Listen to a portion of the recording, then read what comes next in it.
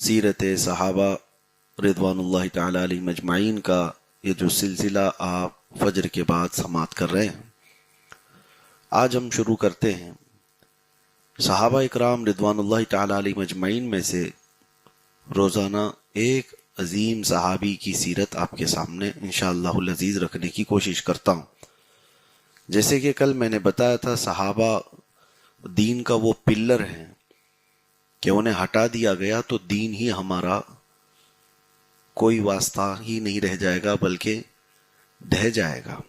सहाबा इकराम रिदवानुल्लाहि ताला अलैहिम अजमाइन वो नुफूस कुदसिया हैं, वो शख्सियात हैं जिन्होंने हुजूर सल्लल्लाहु ताला अलैहि वसल्लम से दीन उम्मत तक पहुंचाया है।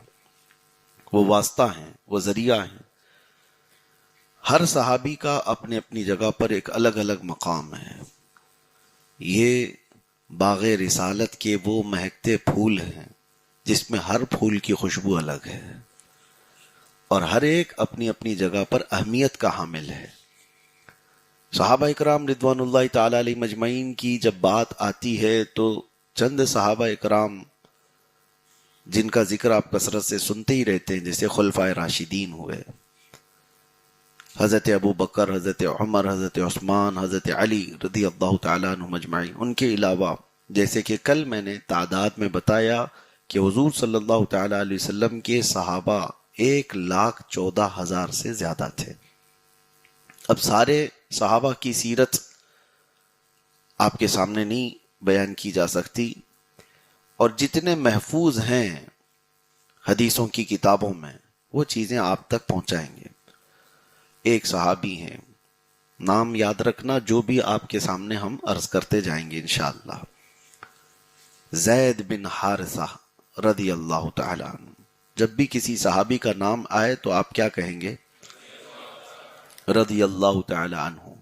इसलिए कि अल्लाह ने कुरान में फरमाया उनके लिए कि अल्लाह उनसे राजी हो गया। तो ये लफ्ज सहाबा इकराम के लिए जरूर इस्तेमाल करें। ज़ैद बिन हारिसा कौन है? ये यमन के रहने वाले हैं। कबीला बनु कुदा एक खानदान है, अच्छे घराने से ताल्लुक रखने वाले थे। बचपन में उम्र 10 साल के आसपास के करीब की थी। अपनी माँ के साथ ननिहाल जा रहे थे। माँ बच्चे को साथ में लेकर अपने मैके जा रही थी। तो रास्ते में चलते हुए एक जगह पड़ाव किया। इत्तेफाक ऐसा कि रास्ते में डाकुओं ने हमला किया। तो उस वक्त काफिलों को लूटने का आम रिवाज था। तो वो डाकू काफिले को लूट रहे थे। तो ज़ैद बिन हारिसा अपनी माँ के साथ सफर पर थे, अपने नाना नानी के घर जा रहे थे। इत्तेफाक ऐसा हुआ कि छोटा बच्चा डाकुओं के हाथ लग गया और डाकुओं ने माँ से जुदा करके इस बच्चे को अगवा कर लिया, किडनैप कर लिया और लेकर के निकल पड़े। माँ चीखती रही, चिल्लाती रही, लेकिन बच्चे को डाकुओं ने छोड़ा नहीं और अपनी तहवील में लेकर के लंबा सफर तय कर लिया। डाकुओं ने इस बच्चे को लेकर यमन के किसी मोहल्ले में नहीं बल्कि सीधे ओकाज का एक बाजार लगता था मक्का और ताइफ के बीच में, तो अरब में लेकर के आए। और उसके बाद जो बाजार हुआ करता था, इंसानों को खरीदने का, इंसानों को बेचने का, गुलामी का दौर था। ज़ैद बिन हारिसा को गुलाम बनाकर डाकुओं ने बेच दिया। जाहिर सी बात है, जब किसी इंसान को बेचा जाए तो फिर वो जिसके हाथ में जाता है उसका गुलाम बन करके रहना है। जब तक उसको कोई पैसे दे करके फिर आजाद नहीं करा लेता, ये उस जमाने का रिवाज था। तो जो शख्स उसको खरीदेगा वो उसको अपने गुलाम की हैसियत से रखेगा जिंदगी भर। अब इत्तेफाक की बात देखें, ज़ैद बिन हारिसा की माँ के साथ जो हादसा हुआ, यानी बेटा आंखों के सामने छीन लिया गया। और हकीकत ये भी थी कि ये माँ बाप के बहुत लाडले भी थे और जब लाडला दूर हो जाए तो माँ बाप की कैफियत क्या होती। बहुत दर्दनाक हालत थी। उनके अशार अगर पढ़े अपने बेटे के गम में जो बाप ने लिखे हैं वो आज तक मशहूर हैं, आज तक मशहूर हैं कि बाप सुबह जाते थे, रोते हुए सूरज को देखते थे और डूबते हुए फिर सूरज को देखते थे। इस तरह ज़ैद की गम में ان کی کتنے دن گزر گئے، اور ماں ہر آنے جانے والوں سے پکڑ کر پوچھتی کیا میرے زید کو دیکھا، کیا میرے زید کو دیکھا۔ مسافروں کو کسی کو خبر بھی نہیں کہاں لے کے گئے، کیا ہوا۔ غم میں تو انہوں نے اشعار یہ تک لکھے تھے کہ اے نکلنے والے سورج، اے نکلنے والے چاند، ہمیں یہ تو بتا کہ ہمارا زید زندہ ہے بھی یا اس کو زمین نگل گئی، یا اس کے ساتھ کیا ہوا، اس کی کوئی خبر تو آ جائے۔ ماں باپ کا جو بڑا غم تھا وہ بہت بڑا غم تھا، لیکن زید بن حارثہ کی قسمت جاگی ہوئی تھی۔ اوقاس کے قبیلے میں، اوقاس کے بازار میں زید بن حارثہ کو بیچ تو دیا گیا، خریدنے والا کون تھا؟ خریدنے والے حکیم بن حزام، مکہ مکرمہ کے ایک بڑے گھرانے کے شخص تھے۔ انہوں نے خریدا اور خرید کر کے لا کر تحفے میں پیش کیا کس کو؟ حضرت خدیجۃ الکبریٰ رضی اللہ تعالیٰ عنہا۔ حضرت خدیجہ کو اس وقت ایک غلام کی ضرورت تھی، اور حضرت خدیجہ مکہ مکرمہ کی بڑی رئیس خاتون تھی۔ یہ اس وقت کی بھی بات ہے جب رسول اللہ صلی اللہ تعالی علیہ وسلم سے وہ نکاح میں تھی، ابھی اعلان نبوت نہیں ہوا تھا۔ تو حضرت خدیجہ کو ان کے بھتیجے حکیم بن حزام کو نے حضرت خدیجہ کے بھتیجے بازار سے خریدا اور لا کر، ایک غلام کی ضرورت تھی تو حضرت خدیجہ کو دے دیا، تحفے میں دیا۔ حضرت خدیجہ کے گھر آ کر زید بن حارثہ غلامی کی زندگی گزار رہے تھے۔ کچھ دن گزرے، جوانی کے آثار تھے۔ اللہ کے رسول صلی اللہ تعالی علیہ وسلم نے حضرت خدیجہ سے کہا مجھے تمہارے اس غلام کے اندر وفاداری زیادہ دکھتی ہے، تو مجھے یہ غلام ہبہ کر دو۔ حضرت خدیجہ نے رسول اللہ صلی اللہ تعالی علیہ وسلم کی مرضی پر اپنا غلام حضور کے نظر کر دیا۔ یہ وہ غلامی ہے جس پر بادشاہ بھی رشک کریں۔ غلامی تو تھی اس وقت کی، لیکن وہ ایسی غلامی جس کو کہا ہے سروری اچھی لگی نا خسروی اچھی لگی، ہم فقیروں کو مدینے کی گلی اچھی لگی۔ اسی میں یہ کہا گیا، سرکار تاج الشریعہ رحمۃ اللہ تعالی علیہ فرماتے ہیں بلہوس سن سیم و زر کی بندگی اچھی نہیں، ان کے در کی بھیک اچھی سروری اچھی نہیں۔ زید بن حارثہ حضور صلی اللہ تعالی علیہ وسلم کی خدمت میں آئے۔ اب دیکھیں ان کے ساتھ زندگی میں جو معاملات ہوئے تھے وہ اپنی جگہ پر، لیکن حضور کے ساتھ رہنے لگے۔ حضور پاک صلی اللہ تعالی علیہ وسلم کے ساتھ جو کام تھے سب کرتے رہے۔ حضرت زید بن حارثہ کا ایک یہ جملہ بھی سنیں، غلام جس کا ہوتا ہے ڈانٹ ڈپٹ تو کھائے گا۔ کام کرنے والے آج تو غلام نہیں ہوتے، لیکن اس کے باوجود ہم کام کرنے والوں کو اچھی کھری کھوٹی سناتے بھی ہیں۔ حضرت زید بن حارثہ کہتے ہیں میں نے رسول اللہ صلی اللہ تعالی علیہ وسلم کی زندگی میں غلام بن کر کے ان کے گھر گیا تھا، لیکن کبھی ایک جملہ بھی حضور سے ڈانٹتے ہوئے میں نے سنا ہی نہیں کہ اللہ کے نبی صلی اللہ تعالی علیہ وسلم نے کبھی مجھے ڈانٹا ہو۔ جبکہ غلام کو ڈانٹنے کی اجازت کیا ہے؟ اس پر تو پورا حق ہوتا ہے مالک کا۔ ہوا دن اسی طرح گزرتے رہے۔ زید بن حارثہ حضور صلی اللہ تعالی علیہ وسلم کی خدمت میں رہے۔ ایک دن ایسا آیا کہ یمن کا ایک قبیلہ بنو کلب، وہ لوگ حج کے لیے آئے ہوئے تھے مکہ مکرمہ۔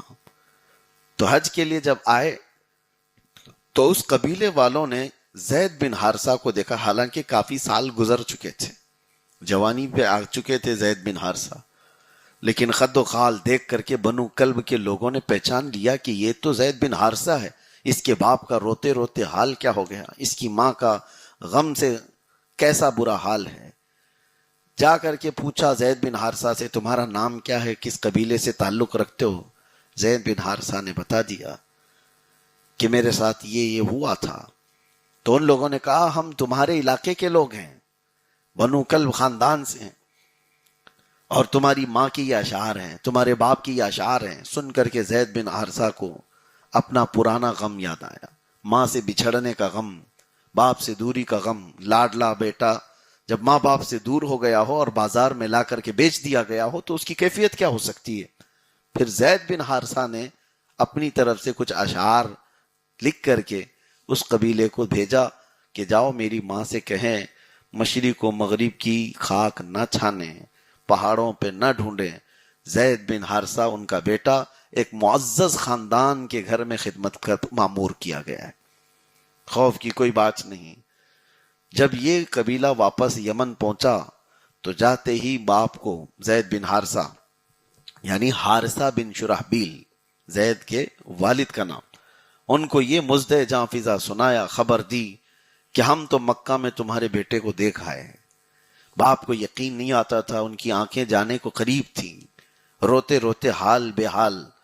ماں کو جب یہ سنایا گیا، پھر ان کے اشعار بتائے گئے تو ان کو یقین ہو گیا کہ زید بن حارثہ کے ہی ہیں۔ اسی وقت فوراً مال جمع کرنا شروع کر دیا ان لوگوں نے۔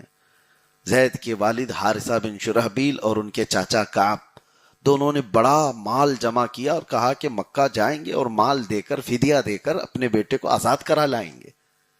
یمن سے وہ لوگ کافی مال و دولت لے کر کے نکلے اور مکہ پہنچے۔ مکہ پہنچنے کے بعد انہوں نے سب پتہ معلوم کیا تھا کہ کس کے گھر میں زید خدمت پر ہیں، کس کے غلام بنائے گئے ہیں۔ تو انہوں سارے مکہ والوں نے، دوسرے لوگوں نے خبر دی کہ وہ محمد رسول اللہ صلی اللہ علیہ وسلم ان کے غلام ہیں۔ تو حضور صلی اللہ تعالی علیہ وسلم مکہ میں موجود تھے۔ یہ خاندان یعنی زید کے والد اور ان کے چاچا اور کچھ لوگ آئے، سیدھے حضور صلی اللہ تعالی علیہ وسلم سے ملاقات کیا اور رونا دھونا شروع کر دیا۔ کہا انت کریم ابن کریم ابن کریم، ہم نے سنا ہے کہ آپ کریم کے بیٹے، کریم کے پوتے ہیں، آپ کا خاندان شرافت سے بھرا ہوا ہے، ہم درد کے مارے ہوئے لوگ ہیں، ہمارا سب لٹ گیا ہے، کافی سال گزر چکے، ہمارا بیٹا ڈاکوؤں کے ہاتھ ہو گیا تھا اور ہم اپنے بیٹے کو لینے آئے ہیں، آپ مال بتائیں، رقم بتائیں، جتنی آپ لینا چاہیں ہم فدیے میں دیں گے اور ہم آزاد کریں گے۔ حضور صلی اللہ تعالی علیہ وسلم نے ان کے غم کی داستان سنی، پوچھا کس کے بارے میں کہہ رہے ہو؟ تو خاندان والوں نے کہا زید بن حارثہ۔ حضور صلی اللہ تعالی علیہ وسلم سے وہ اتنے اٹیچ ہو چکے تھے زید، حضور پاک صلی اللہ تعالی علیہ وسلم ان سے محبت فرماتے تھے۔ تو زید بن حارثہ کے بارے میں جیسے ہی پوچھا کہ ہمارا بیٹا ہے، اس کو بازار میں لا کر ڈاکوؤں نے بیچ دیا تھا۔ اچھا یہ واقعہ میں آپ کو بتا رہا ہوں کہ حضور صلی اللہ تعالی علیہ وسلم کی بارگاہ میں زید بن حارثہ نے کبھی بیان ہی نہیں کیا۔ ظاہر سی بات ہے، کہیں یہ ملتا نہیں روایات میں کہ انہوں نے بھی حضور سے کہا ہو کہ مجھے بیچا گیا ہے، مجھے لایا گیا ہے۔ حضور کی بارگاہ میں انہوں نے نہیں کہا، باپ اور چچا نے آ کر آج داستان بیان کی تو حضور صلی اللہ تعالی علیہ وسلم نے فرمایا اچھا آپ باپ اور اس کے چچا ہو، آپ پیسے لے کر کے آئے ہو، مال لے کر کے آئے ہو۔ غلام کو آزاد کرانے کا دور ایسا ہی تھا اس زمانے میں، رواج یہی تھا، لیکن رسول پاک صلی اللہ علیہ وسلم نے فرمایا کہ میں چاہتا ہوں تمہاری رقم، تمہارا مال سب تمہارے پاس رہے، زید کو بلایا جائے اور اس کو اختیار دیا جائے۔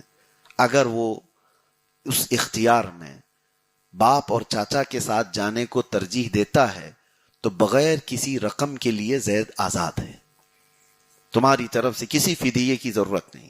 اور اگر زید ترجیح نہیں دیتے جانے کو تو حضور فرماتے اللہ کی قسم، پھر محمد صلی اللہ تعالی علیہ وسلم حضور فرماتے ہیں اپنے بارے میں، پھر اللہ کی قسم جو مجھے ترجیح دیتا ہے پھر میں اسے زندگی بھر چھوڑتا نہیں ہوں۔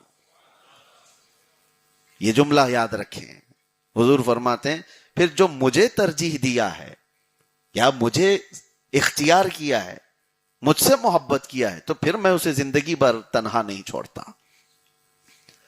تو زید بن حارثہ کو بلایا گیا، اچانک ان کو بلایا گیا، باپ بھی موجود ہے، چاچا بھی موجود ہے، برسوں